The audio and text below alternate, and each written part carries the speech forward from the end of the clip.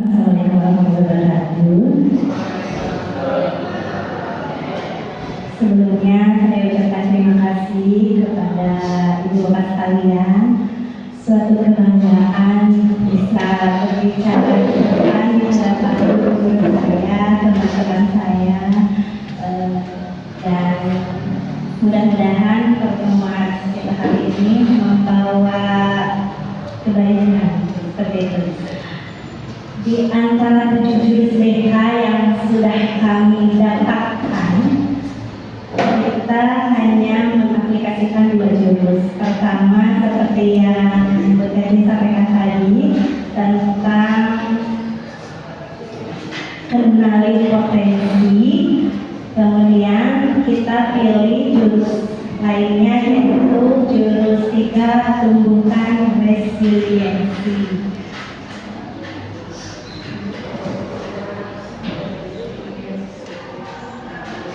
Dengan bahasa lainnya, daya lebih.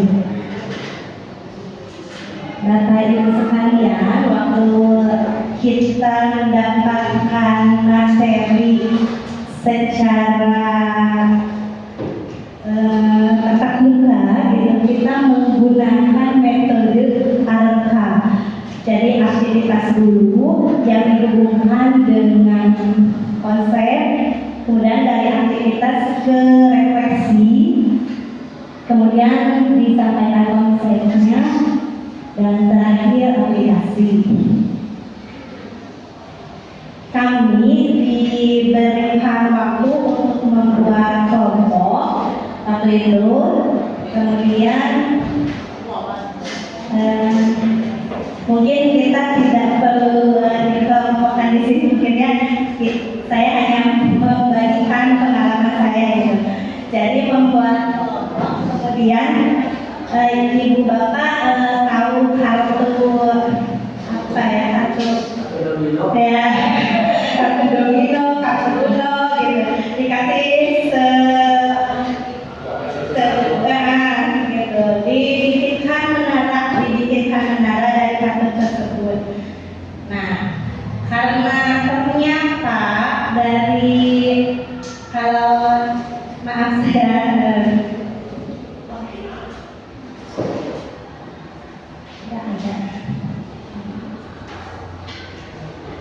kalau digambarkan seperti ini mungkin tidak terlihat, tapi sudah kebayang disusun seperti menara si kartunya itu, tapi ternyata realitanya susah berdiri kan, tipis gitu ya, jadi susah berdiri. Akhirnya kita melihat kelompok lain, ternyata kartu itu bisa berdiri kalau dilipat dulu gitu, hanya dilipat dulu, jadi ada tahanan gitu, akhirnya bisa menjadi sebuah menara. Nah, ketika jadi sebuah menara, ini maksudnya ke tadi aktivitasnya, ketika sudah menjadi menara, dikasihlah hambatan, mau ditiup, mau di apa pokoknya digoyangkan gitu. Kira-kira menurut Bapak Ibu sekalian bakal bagaimana kartu tersebut jatuh ya? Ketika jatuh dijungkel, kita yang dikasih tugas untuk membuat menara bakal bagaimana gitu? Kecewa ya, tapi tapi ketika kecewa dan sedih terhadap kartu itu, kita melakukan apa gitu? Dibenerin ya. Rata-rata memang gitu, waktu kelompok kita ada beberapa kelompok, ketika jatuh dibenarkan lagi, takut dijual lagi. Kemudian itulah yang akhirnya jadi bahan refleksi gitu. Bahan refleksi ketika kartu itu roboh, mendarat itu roboh, tadinya yang dirasakan kecewa gitu ya, terus sedih, tapi bapak kemudian kalau ketika nanti doang sedih boleh dong? Boleh dong, itu kan emosi, emosi masing-masing orang itu kan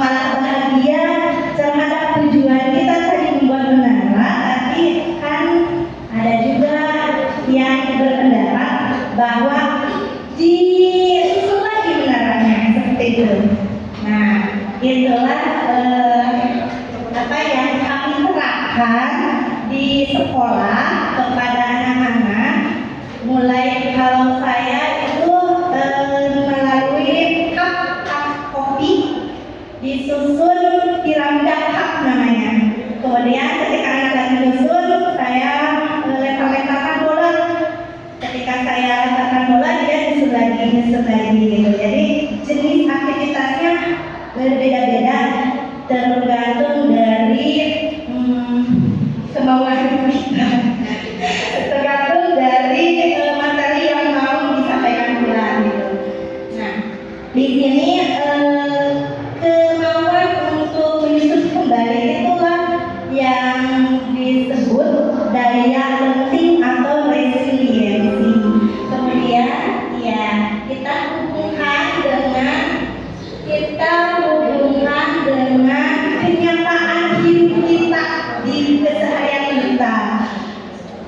Saya nanya ke anak-anaknya gini, kebetulan ini dalam konsep pribadi, konseling individu gitu. Jadi cuma berdua dengan anak. Kamu pernah gak merasakan benar-benar dalam keadaan di bawah banget, keadaan terbawah ngedrop gitu? Semua orang sepertinya pernah merasakan itu gitu, walaupun dengan masalah yang berbeda-beda. Nah ini kalau lihatin sampai ini medianya untuk aktivitasnya. Jadi yang satu kosong kubusnya, yang satu berisi. Jadi ketika di lempar bola, ditiup juga, dari lempar juga ditiup pun akan goyang yang kosong ini gitu. Jadi kekuatan inilah yang dimaksud resiliensi, dihubungkan dengan kehidupan kita sehari-hari. Saya pernah melakukan konseling individu. Apa yang buat kamu merasa di bawah banget, sedih banget? Kata anak tersebut, saya tidak menyebutkan ini secara namanya, kerahasiaan tetap terjaga. Kata anak tersebut, ketika orang tua kita berantem terus di rumah, katanya seperti itu. Saya dari rumah gak betah, stres. Terus akhirnya kita menanyakan kembali kan, terus kalau seperti itu apa yang kamu lakukan? Saya keluar rumah Bu. Di luar rumah ngapain? Ya menenangkan diri. Setelah itu balik lagi ke rumah. Sudah baikan? Ya katanya. Oh berarti saya pikir dia sudah mempunyai dua bentuk jurus yang sudah dia terapkan ke diri sendiri. Pertama, kendali emosi, karena ketika menghadapi emosi dia diam dulu, rehat dulu gitu, nggak langsung berbalik reaksi gitu. Kedua, resiliensi, karena dia kembali lagi ke rumah menghadapi lagi orang tuanya gitu. Seperti itu. Kenapa sih daya lenting itu penting gitu ya? Karena ternyata ada beberapa kenyataan yang membuat anak-anak itu memutuskan untuk bunuh diri gara-gara tidak daya lentingnya, daya seseorang untuk bangkit kembalinya tidak ada. Bisa permasalahannya karena bullying, disebut nama bapaknya, bisa juga karena HP, misalnya dirajia gitu dan lain sebagainya. Makanya daya lenting ini sangat penting. Kemudian, nah di sini saya pun menyampaikan kepada anak tentang konsep seperti itu, tentang pengertian daya lenting, kemudian ada yang namanya self resilience gitu, dengan berbagai faktor pendukungnya. Dan langsung saya gambarkan ke anak-anak itu, jika ada dua buah orang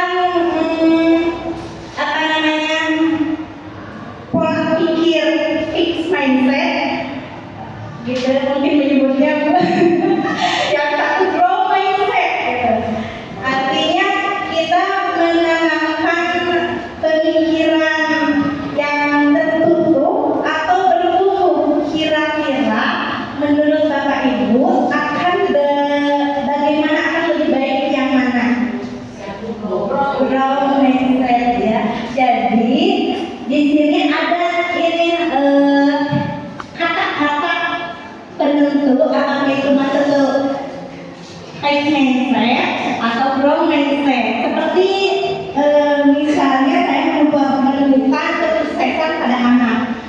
Refleks ya, selalu bilang kamu hebat gitu ya. Padahal sebenarnya kalau saya sebagai guru sebenarnya jangan fokus ke subjeknya, ke orangnya, tapi fokus ke usahanya dia gitu.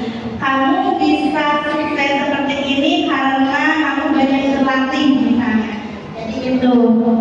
Kalau ini yang ditampilkan, dia hanya sebagai subjek. Kalau kesukaan dia merasa sukses karena punya bakat.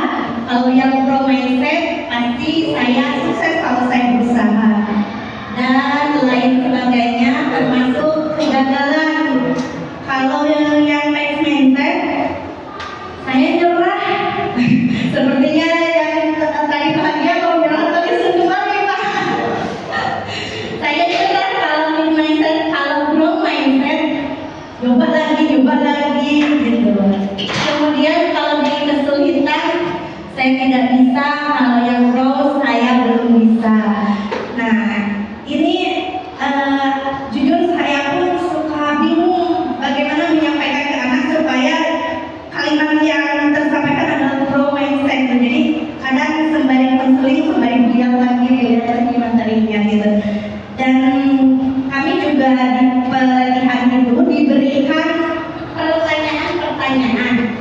pertanyaan-pertanyaannya ini dijawab oleh kita seperti saya percaya bahwa kecerdasan dasar saya adalah sesuatu yang tidak dapat saya ubah terlalu banyak. Kita menjawabnya betul atau tidak gitu.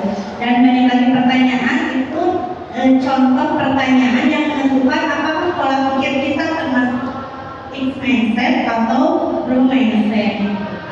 Mungkin ada Bapak Ibu guru IPA di sini. Maaf saya sedikit mengulas. Ada di otak kita itu namanya neoplastisitas, benar? Nah, ternyata kalau seseorang low mindset, setiap kali dia mendapatkan masalah, musibah, dia bangkit, itu akan memperkuat koneksi saraf baru. Jadi sarafnya akan makin bertambah. Begitu mungkin ditanya sarafnya, jadi akan makin panjang dan koneksinya makin kuat.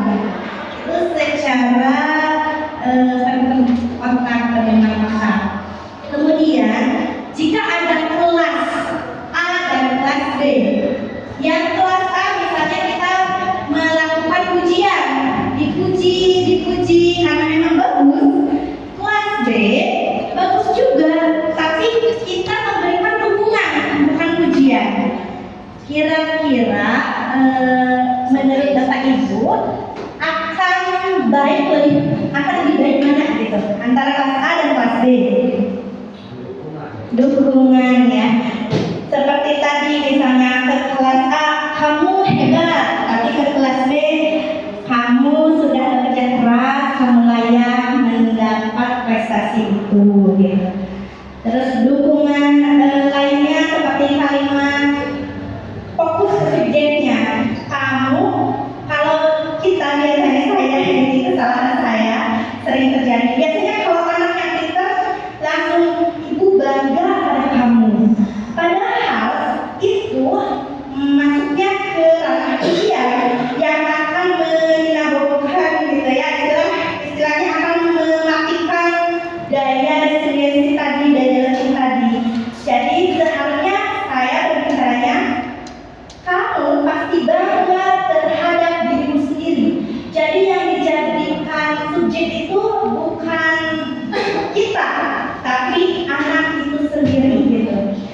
Mungkin hal lainnya lebih banyak lagi. Kemudian ada yang namanya kotak pesan baik, di mana semua orang bisa berpesan hal-hal yang mendukung kebaikan ya.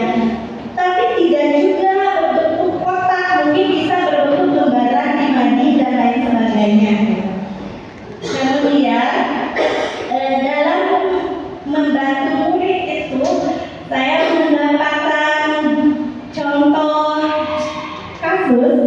Murid itu ternyata melakukan pelanggaran sekolah, sering kesiangan gitu. Akhirnya kita harus menyikapinya pertama dengan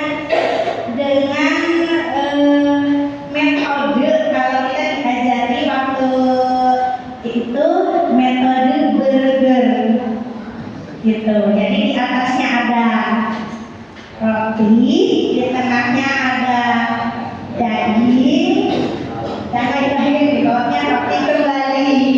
Nah, roti itu dianggap sebagai apresiasi. Jadi ketika saya mendapatkan anak yang kesiangan terus, wayahnya diapresiasi, padahal secara nurani udah pengen gitu ya. Nah, kamu sudah berusaha datang ke sekolah, gitu kan? Jadi apresiasi dulu, kemudian di tengah-tengah koreksi. Namun terlambat ke sekolah itu melanggar aturan sekolah, kan? Gitu. Kemudian diakhiri dengan apresiasi lagi. Ibu yakin kamu pasti bisa lebih pagi, gitu. Bangunnya gitu ya. Agak susah disuka kata yang sesuai teori gitu, tapi akhirnya diusahakan gitu. Itu metode belajar itu. Kemudian saya gambarkan juga ke anak itu di masa itu, pernah lihat burung nggak? Gitu. Pernah. Kira-kira kalau burungnya itu punya anak burung, kalau ada anak burung yang baru brojol gitu, digimanain sama ibunya gitu. Disuapin ya, tapi apakah selalu disuapin terus? Tidak ya, kenyataannya burung itu tega, langsung ditendang anaknya supaya belajar dia mencari makan sendiri gitu, mandiri. Jadi tega itu beda tipis dengan tegas ya, kita nambah gitu. Jadi ketika kita tegas akan sangat baik sekali hasilnya kalau disertai dengan kelembutan yang tinggi pula. Jadi tegas yang tinggi, kelembutan yang tinggi akan menghasilkan model kebersamaan, yaitu posisinya orang tua dan anak itu sama-sama subjek gitu. Kemudian hasilnya orang tua menang, anaknya pun menang, seperti itu. Kemudian dalam kenyataan kita selalu mendapatkan kegagalan gitu ya, tidak hanya kesuksesan. Taruhlah misalnya klub sepak bola di kita mini soccer mini soccernya selalu juara Pak, tapi pernah tidak juara kan Pak ya? Padahal sedikit lagi juara gitu, pernah kan? Nah, sering saya sebagai guru BK akhirnya harus menerapkan jurus juga untuk menanggapi kasus tersebut, terutama di anak. Empati dulu, empati yang dikedepankan, perasaan seolah-olah merasakan gitu. Kemudian setelah itu mengakui usahanya. Kemudian setelah mengakui usaha, memberikan hal yang positif, kemudian menilai diri meskipun di luar hasil, dan terakhir dukungan. Itulah yang saya kerjakan untuk jurus 3 resiliensi yang kami dapat dari fasilitator nasional. Kami jadi fasilitator daerah sebelum kami memberikan ke yang lain. Alhamdulillah Bapak Ibu berkenan.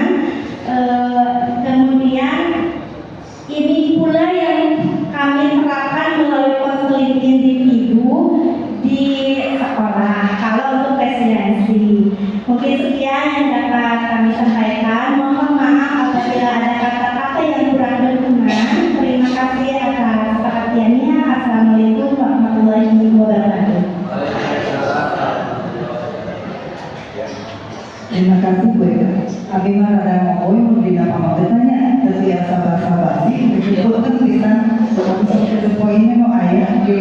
Nah, saya ada nama Pak.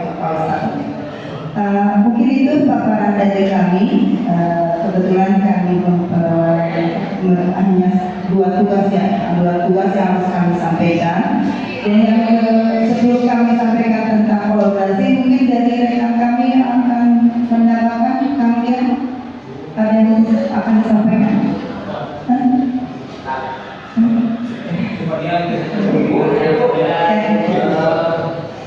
Gini, karena ada beberapa sekolah yang memang sekarang lagi trennya learning, kemudian sekolah menjalankan namanya ilmu kolaboratif. Nah, menyesuaikan dengan program juga namanya kompetensi, maka agar nanti match dengan program sekolah, kemudian dengan program ilmu kolaboratif, maka tolong dibantu dibuatkan tentang asesmen yang mengidentifikasi tentang tantangan sekolah.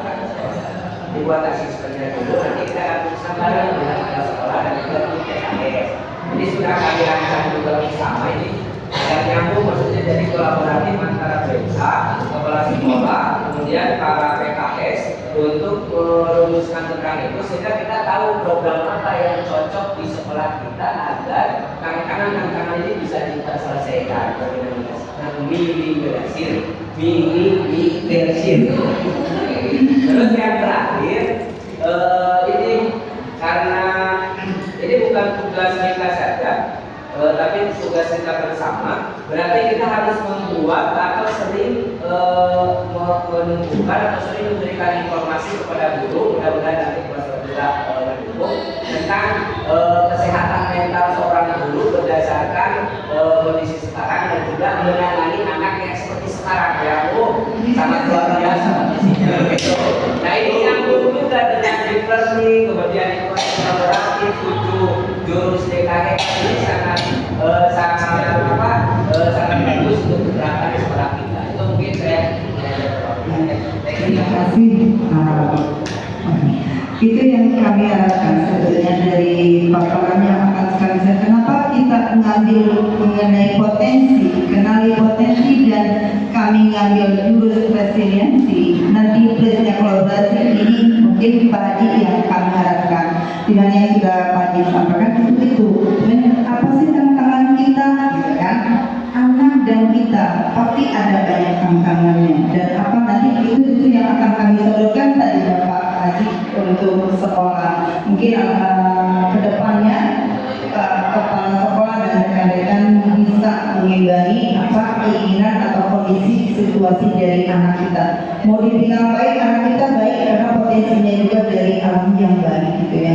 Jadi jangan beranggapan negatif, kok bandel-bandel banget gitu. Enggak. Jadi tolong terapkan mulai dari hari ini mungkin ya, saat ini, detik ini ke anak-anak kita atau kemudian kita itu punya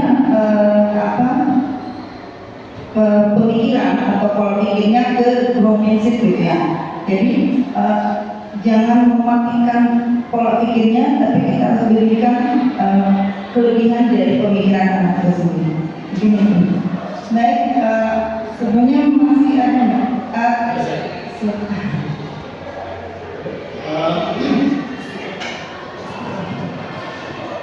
Bismillahirrahmanirrahim warahmatullahi wabarakatuh. Terima kasih Ibu Teti Badrika yang telah memberikan ilmu. Luar biasa, saya percaya bahwa semua guru itu yang baik. Tidak ada guru yang mengajarkan keburukan. Demi Allah ya. Dan ini juga sudah diajarkan sejak mulia kita ya. Tapi kenyataan sekarang kadang-kadang ada satu kasus kita yang langsung bersentuhan dengan anak, kita ingin tegas sama anak. Tapi kadang-kadang orang tua salah paham, menganggap bahwa yang menjalankan dulu kami kontrol atau dilaporkan ke polisi. Sebegini pendidikan setelah apa yang kita lakukan. Akhirnya menjadi yang saya ingin katakan bahwa yang namanya mengurus atau mendidik anak, mental anak itu harus ada kerjasama dengan orang tua. Pahamkan dulu orang tua, percayakan bahwa kami seorang guru demi Allah, ingin memberikan yang terbaik, dan seperti itu. Jadi saya pikir tidak bisa berjalan sendiri antara kita dengan anak. Harus ada kerjasama dengan orang tua. Itu saja. Terima kasih. Assalamualaikum warahmatullahi wabarakatuh. Aku sangat benar.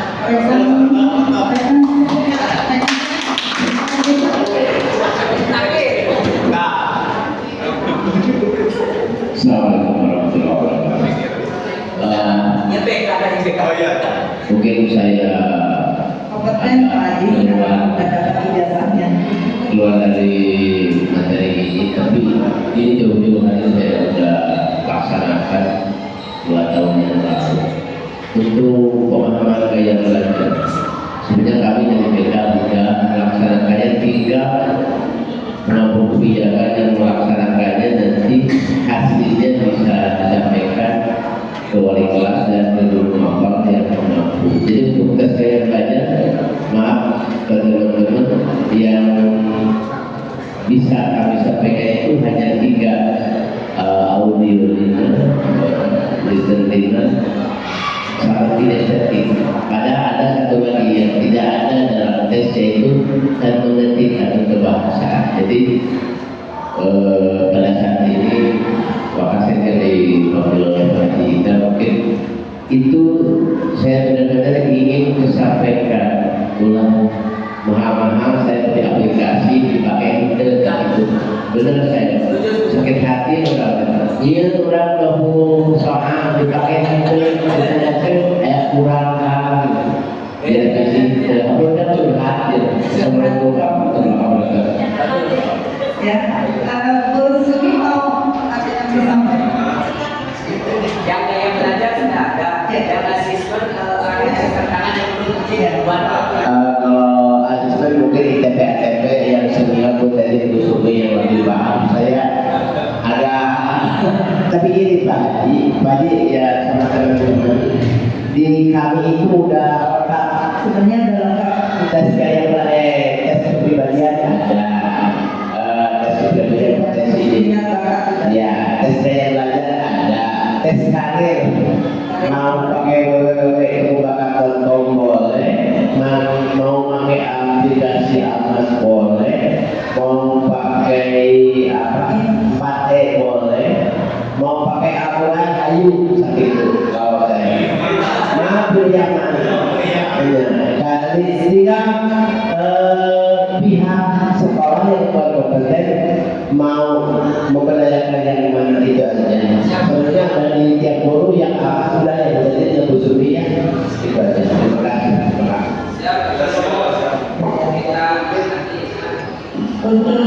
Mungkin untuk jawaban yang Pak Adenan Jaya langsung ke Pak saya kaji. Dan ini ada problem awal tahun nanti kita dapat Ya, mungkin itu kolaborasi sebetulnya nggak usah dibahas karena masing-masing mempunyai keilmuan masing-masing sudah paham. Bagaimana yang intinya mungkin kami selaku BK mengharapkan kerjasamanya dengan guru-guru atau teman-teman semua, baik dari pihak Wapasek, dari kepala Wapasek, juga teman-teman kita, guru mapal, gitu ya, guru olahraga juga harus dong, ya, jangan hanya main olahraga doang, gitu ya. Tapi kami berharap ada kolaborasinya nanti tantangannya biasanya dari orang tua siswa ya, atau orang tua murid, karena kita mau tidak mau patut terjun, gitu kan ya. Mungkin di sini inteknya kembali ke kebijakan yang di atas, mungkin ya teman-teman semua gimana yang di atas mau bijak setidaknya itu kembali ke yang punya wewenang di sekolah ini. Mungkin itu mungkin Pak Wakasek kami hanya berharap mudah-mudahan ada kolaborasi yang signifikan yang bisa memberikan perubahan yang lebih memberikan pencerahan siswa kita atau kita. Tidak ada kata yang bisa memberikan kebahagiaan selain kita memberikan berkah ke semuanya, ke anak kita semua. Mungkin untuk kolaborasi cukup sekian, tidak terlalu ini karena kita juga bisa mempelajari masing-masing. Intinya mungkin hubungannya dengan Pak Wali nantinya, Pak yang gitu Wali. Ya ini Pak tadi contoh bagaimana lemahnya seorang